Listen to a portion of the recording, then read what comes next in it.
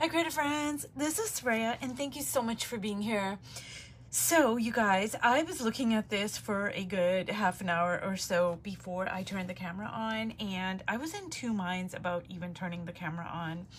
But I decided I was just gonna turn just start the video, and whatever happens, happens. But basically, I'll just explain the thought process behind this. So when I left it last, I really do love the black. I do. I think it makes things pop. And in my last video, I really did love the pink part. And as you can see, I was kind of working off of this, which is an exercise from Alana Hennessy's book about paint and paper, because this is patterned paper over here. So I just fell in love with this pink, you guys, and the pink and the against the green, specifically. But, so many things about that I love. And then, I made, I think this is gonna be the third or fourth video of the series. And in my last video, yeah, I love the black. I still love the black. I love the pink, but I don't know, I also just did the Klimt where I was copying him, and there was the drawing and painting where, half of it was like very sketchy, and it just looked like it was graphite, and then there was like thick impasto paint, and then there was also the paint of the face, which was different than the background, which was, like I said, thick paint. And so I was kind of thinking, part of me wishes that I would have done the pencil graphite for the dress over here rather than put the pink down. But then I don't know, honestly, how that would turn out, because in the Klimt piece, it was just it was a different kind of a composition. Like, it was full length. There was just more of the body to kind of suggest with the graphite. And over here, this is more like a flat area.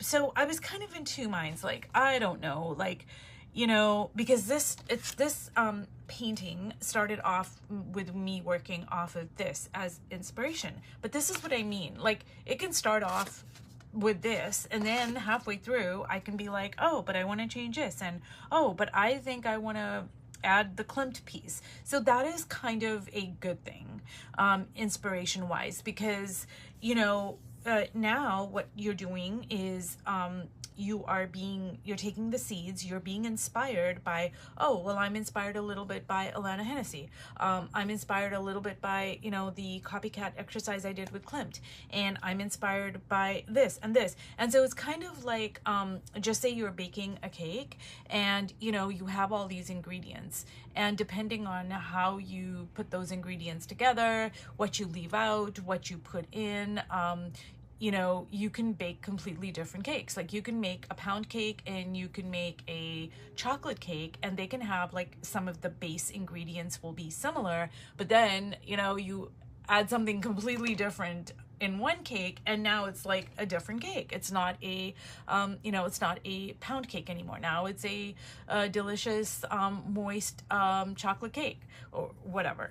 My point is, it's that is a good analogy, because you have these ingredients, but it depends, you have the choice. You are the creator. You can decide, hey, I want to take this, I want to leave this out. And then you make your cake, which is your painting.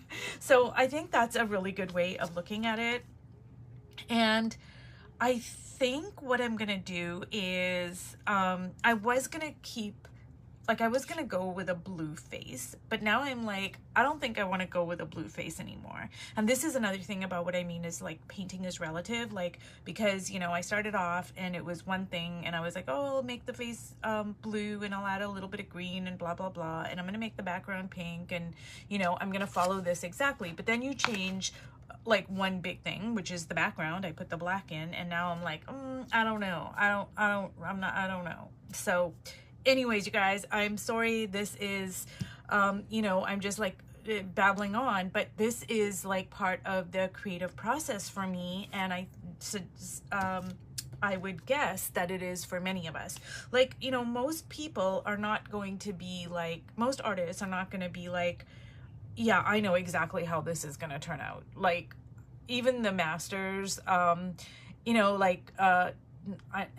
even the masters, going back to the you know, to Da Vinci, like, you know, so I did not know this, but he carried around the Mona Lisa with him. Like, it was, you know, it's on canvas, and he rolled it up, and he carried it around with him everywhere that he went. He was obsessed with it, reportedly, and like for many years, you guys, like for, I want to say like 8-9 years or something, like right up until his death, which is why it ended up in Paris, France, rather than Italy, because really Da Vinci was Italian. It should have ended up in Italy, but it ended up in France because Da Vinci was obsessed with the Mona Lisa, and he carried it around everywhere he went until he died. And so it ended up in the possession of the French king or emperor or whatever at the time. I don't want to misspeak, but it ended up in France because of that reason. And the Mona Lisa is not complete. It's like, I think 40% incomplete. So we only did about 60. No, I mean, nobody knows for sure, but yeah, it's not complete. So my point is that, yeah, I kind of lost my point, but, you know, even the masters, they did not know how something was going to turn out. They, you know, they like went back and forth, and they really became obsessed about their paintings, and they struggled with it like for many years, actually. So, yeah, like, you know, people like, you just don't know what's happening or where it's gonna go, and I think that's a good thing, you know, because not knowing puts us in beginner's mind. It puts us in a state of curiosity. It you know, we have our cup half full, so we can fill it up with new things, new perspectives, new this, new that. It's not fixed, you know. It's not like, oh, I know how this is gonna be, and then you're like really close-minded. You're not open to possibilities. So I think, you guys, what I am going to do is I'm gonna add some of my liquid burnt sienna here, and yeah, I was gonna put some collage on the face, but I don't think I'm going to right now. Now this is gonna change things as well, because see, it's gonna make it more, like, it's just gonna make it different. And we're just gonna kind of go like so. And honestly, you guys, I think that the eyes are placed too far up on the face here. It seems to me a little bit. It's not a big deal. I can kind of, like, I can cut the eyes a little bit there, see?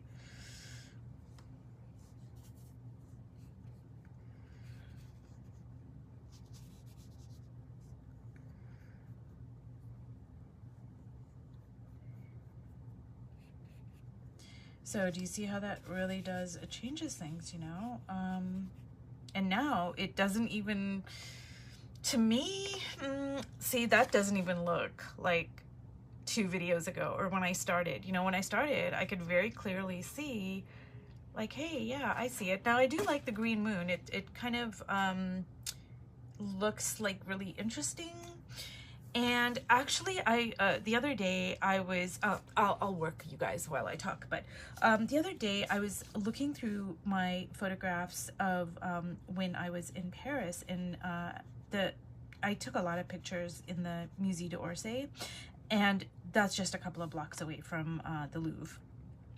And I was looking at a portrait that Van Gogh did that is at the Musée d'Orsay. There's quite a few paintings of his, actually. And one of the paintings, it has a lot of greens in the face, and it is so interesting. I could not tear myself away from the painting, you guys. It is not a, you know, it's not a particularly flattering portrait. And it's not a particularly beautiful portrait in that classical sense by any, you know, by any stretch. And of course, art is so subjective. And I think, you know, like I said, he got a lot of criticism, and I think even death threats. And like a lot of people didn't want to work with him. Like, when I'm talking about people, I mean galleries. And he only sold 1 painting in his lifetime anyways.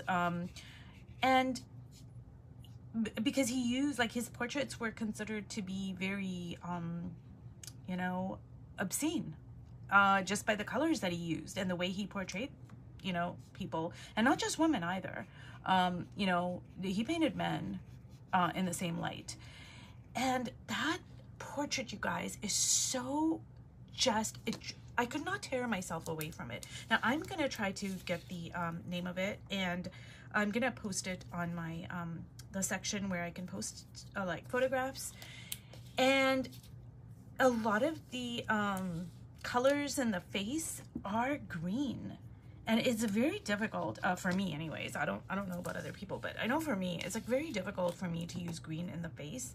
It's like a very, I don't know, I can use blue in the shadows, but to use green, that is more like it's tricky.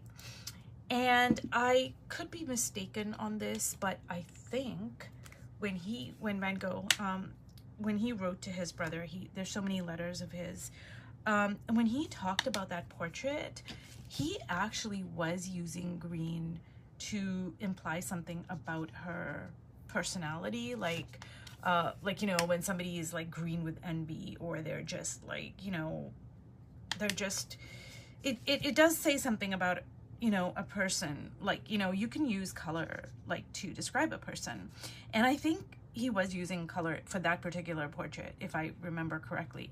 And I know, I read that after I saw the painting, and when you see the painting, you guys, you can feel it.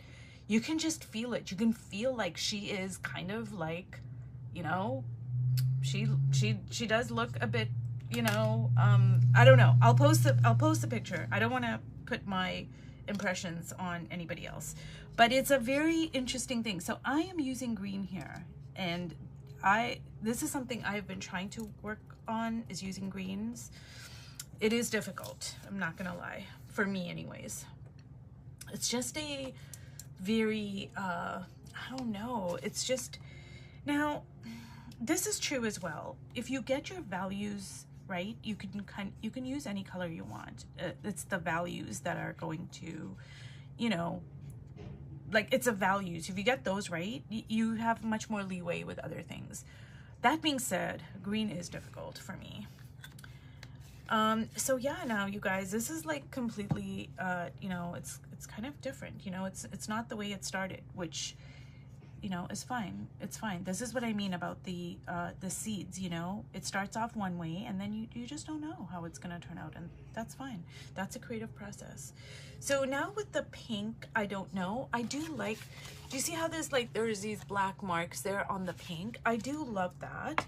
And I'm thinking, like, because the background is black, like maybe I might get out my paintbrush later and make those marks in like white.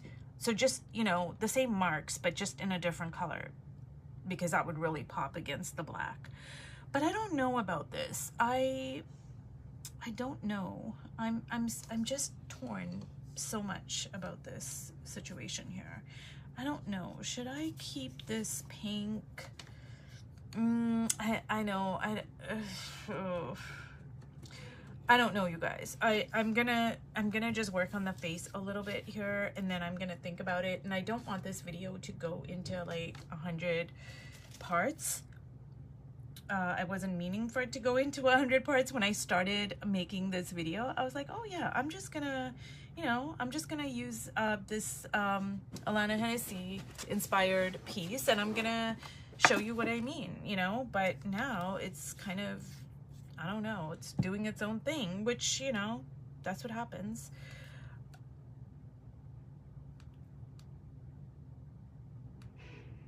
But I guess my point is that I don't want it to go on like forever. And I don't know what to do with the pink. I am happier with the eyes, the placement. And let's see here. We will kind of go like so. And maybe I don't have room to make like as many of the patterns, because like there's no room on the top like there was for this painting. Oh, I do like that. That kind of reminds me of the Madonna paintings I saw all over Europe. I do like that. And I'll just work on the eyes. So I don't know, you guys, this might be the last of this series just because I don't want it to go on forever. But I don't know. I'm still going to work on it. I am. I'm still going to work on it because I just feel compelled to. So I might make another video of this and see where it goes, or I may not. But the important thing is that I hope I have conveyed that, hey, like, where do we get inspiration from? We get inspiration from anywhere and everywhere. We get inspiration from the line of a poem, from a book. I've made whole art journals on, say, a line from Dr. Clarissa Pinkola Estes' book, you know, Women Who Run with the Wolves, or one of her audiobooks, or one of, you know, her just like one of her themes that she has running throughout her works. And it actually was published. But, you know, you can just get inspiration from anywhere. So, you know, and like I said, it can, you know, it can go into your new work as is, it can morph, it can be like a part of it, or it can be like completely different, but these are the seeds that, you know, created that. So I hope that I have illustrated that. I don't know where this is gonna go. I am gonna work on it, and we'll just see.